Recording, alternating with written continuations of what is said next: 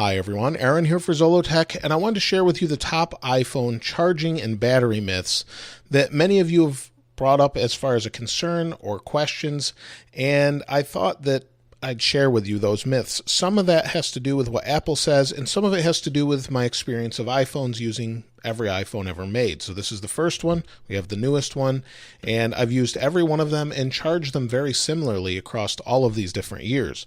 So I thought I'd share with you those myths. Now, the first one is when you get a new iPhone and you take it out of the box and you get your new adapter, that you need to plug it in and charge it 100% before using it. And that's simply not true. Because this is a lithium-ion battery, it has no memory, and it doesn't need to be charged. It does not need to be taught how to charge and how full it is. The operating system knows that because it's intelligent and it's been built that way to look at the battery, know how much capacity it has, and I'll show you that in a moment. Know the capacity and know what it can charge to. So you don't have to charge it 100%. The next thing many people believe is you should never charge your phone unless it's completely empty. And again, it's the same principle here. Because it's a lithium-ion battery, it doesn't matter if it's fully drained or filled. I think a lot of that comes from when there were NiCad batteries or nickel-cadmium batteries, where that was more necessary to fully drain it and then fill it back up. With an iPhone and a lithium-ion battery, you don't need to do that, and it's not a problem, basically, to plug it in anytime, really. And that's the next myth, is that you can't charge it throughout the day. And so you can plug this in whenever you want to or whenever you need to. If it's getting a little bit low like this, go ahead and plug it in. It's not going to make a difference. Now, ideally, a lot of people say that you should charge between 50 and 80%. But what happens is the iPhone regulates that for you, regardless of showing 100% or not. It will keep the battery as long as possible, so that you can use it as long as possible, but also sustain the battery life altogether. The next myth, and this one I hear a lot, is that you shouldn't charge overnight. And that's definitely not true. The iPhone completely regulates itself. And in fact, I've charged every single iPhone I've known every single night, all night, every night. And I do that because before I go to bed, I set my alarm, plug in the phone, and then go to bed. I wake up, I've got 100%, and I'm ready to go. Now, I've done this with every iPhone, like I said. So I have an iPhone 7 Plus here. I also have an iPhone 6 Plus running iOS 9. And then I also have an iPhone SE. And I want to show you that I've charged these every single night the same way, like I said, and you can actually check the battery life. And Apple says that after 2 years, you should have 80% of your battery life left. And if that's the case, we should have that. Now, what that means is right here, you can see we've got 2,855 milliamp hours. That's the total capacity of the battery. That's what it should be from new. Now, over a year of usage, plugging it in, and this is a 2-year-old phone now, or more than that, but after 2 years of plugging it in and using it just how I normally do, I've got 2,742 milliamp hours left, or 96% of the battery remaining. That's charging it every night and plugging it in as needed, plugging it in my car as I'm driving back and forth to wherever I'm going, and that's really it. Charging whenever I need to. Now, last year I used the iPhone 7 Plus the exact same way. Let's check its battery health. And again, we're at 96.55% after a year. We've got a 2,900 milliamp hour battery and 2,800 left. And that doesn't mean it won't charge to 100%. That just means that it will charge to 100% of whatever the remaining capacity is.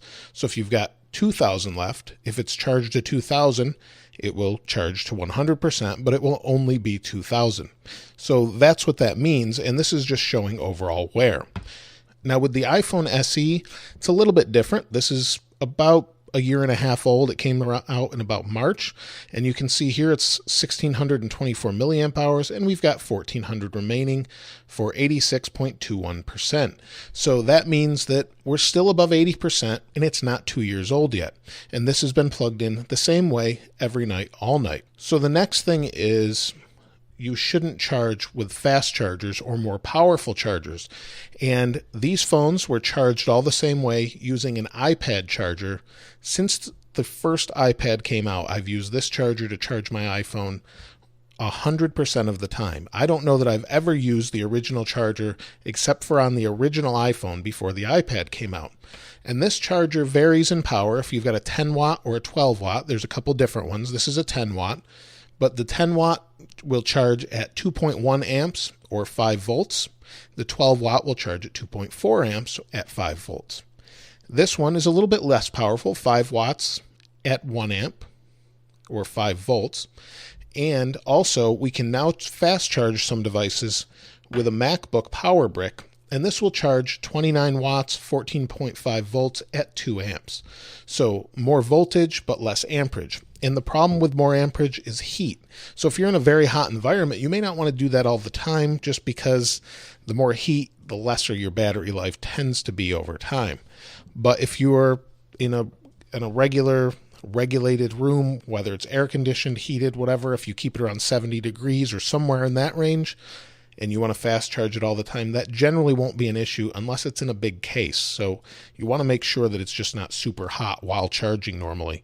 It's okay if it gets warm, but it shouldn't be scalding hot that you can't touch it. So if you'd like to check your battery life that way, let me show you how to do that quick. That's Lyrium Info Lite, and you just go to your tools here, go to your tools, go to battery, go to check battery internal reports.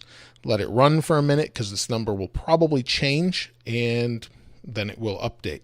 So that's really it as far as the myths. Those are the top myths I think that people think about the iPhone battery or charging. And while if you regulate it and you kept it ideally at 80%, you might even get better battery life. But really, if you just don't pay attention to it and you keep your phone for 2 years, maybe even 3 years, you probably won't have to think about it too much. If you keep your phone for 1 year, I wouldn't even think about when to charge. So basically that's it. Hopefully that helps you. And with the new phones like the iPhone 10 or 8 and 8 Plus, I set them on a wireless charger, which is charging basically at the speed of this adapter.